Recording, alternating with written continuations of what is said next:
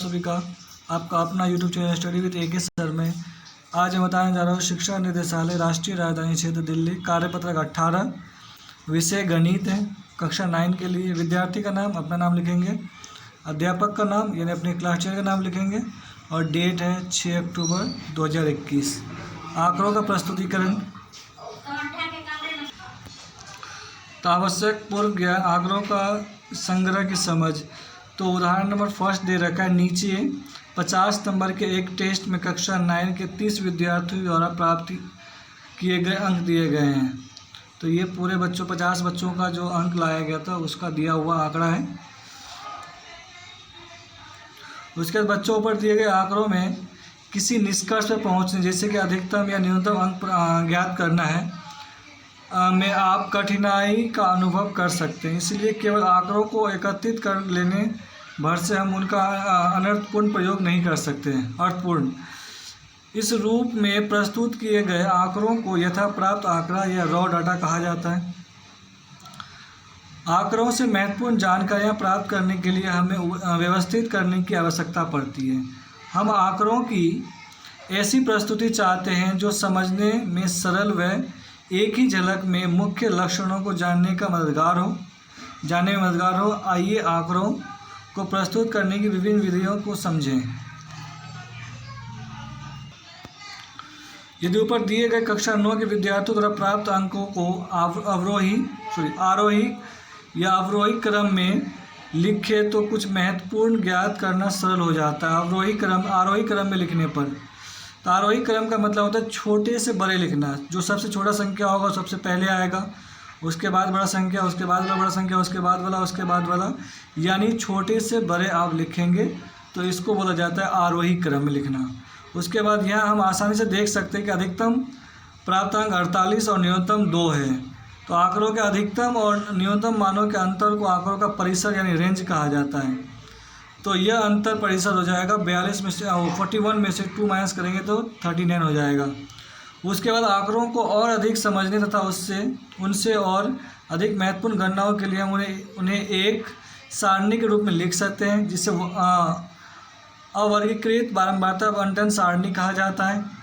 इसके लिए हर अंक के लिए एक मिलान चिन्ह लगाया जाता है।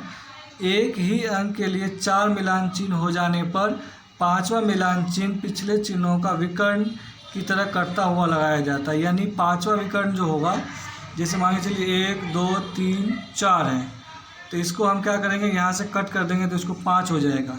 ये विकर्ण प्रतिच्छेद करेगा तो इसको 5 कहा जाता है, लगाया जाता है। जैसे कि आप सारणी में अंक 19 21 के लिए देख सकते हैं कि अंक के सामने मिलान चिन्ह को गिनकर उस अंक की बारंबारता सारणी लिखी जा सकती है।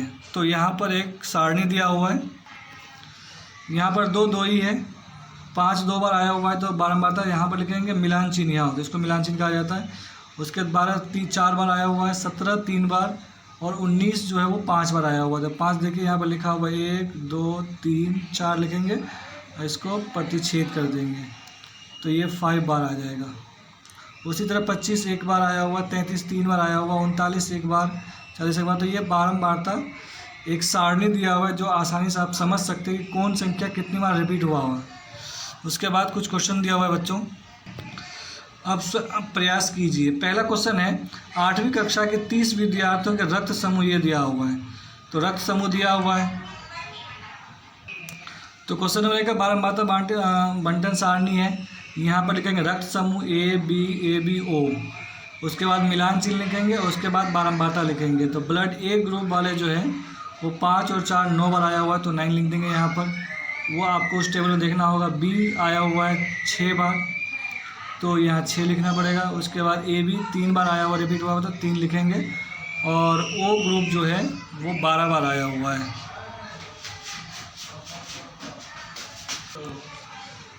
O ग्रुप जो है वो 12 बार रिपीट हो तो 12 बार लिखेंगे। उसके बाद अधिकतम सामान्य रक्त समूह 0 है और न्यूनतम या निरंतर रक्त समूह जो है वो AB है। सॉरी ये O होगा, 0 नहीं होगा, ये O। अधिकतम मतलब अधिक सामान्य रक्त समूह जो है यानी सबसे ज़्यादा बार जो आया हुआ है वो O ब्लड ग्रुप सबसे ज़्यादा बार आया हुआ है। और सबसे कम बार जो आया हुआ है वो ए बी आया हुआ है, जो मात्र 3 बार आए। तो ये आपका आंसर हो जाएगा। उसके बाद क्वेश्चन नंबर 2 देखते हैं। क्वेश्चन नंबर 2 है, 40 परिवारों में बच्चों की संख्या के आंकड़े इस प्रकार है। 40 परिवार में कितने बच्चे हैं, वो ये आंकड़ा दिया हुआ है। तो इन आंकड़ों को एक बारंबारता बंटन सारणी के रूप में प्रस्तुत कीजिए। तो बच्चों क्वेश्चन नंबर 2 है, बारंबारता बंटन सारणी। बच्चों की संख्या 0, 1, 2, 3 और 4। 0 ऐसे हैं जिसमें 5 परिवार हैं, तो 5 लिख देंगे। एक बच्चे जिसके परिवार में है, वो कुल कितने परिवार हैं, 9 परिवार हैं। जिसमें 2 बच्चे हैं, उसमें 15 परिवार हैं। और जिसमें 3 बच्चे हैं, जिस परिवार में 3 बच्चे हैं, उस परिवार की संख्या 5 है। जिस परिवार में बच्चों की संख्या 4 है, वो परिवार 6 है। तो कुल मिला के 40 परिवार हैं।